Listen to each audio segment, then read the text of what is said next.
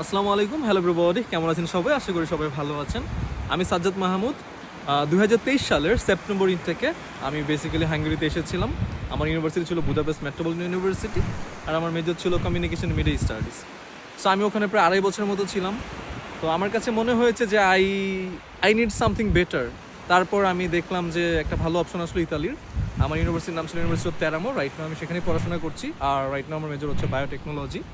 তো অনেকে আমাকে মেসেজ করেন, আমার ফ্রেন্ড সার্কেল, বড় ভাই ছোট ভাই থেকে আছে, যারা যারা আছে Budapest, not only in Budapest, অনেকে আছে মালয়েশিয়াতে আছে, অনেকে সাইপ্রাসে আছে, রোমানিয়াতে আছে, আদার সিটি থেকে অনেকে আমাকে মেসেজ করে যে কীভাবে তুমি ইতালির প্রসেসিং করেছো, কীভাবে কী করতে হবে।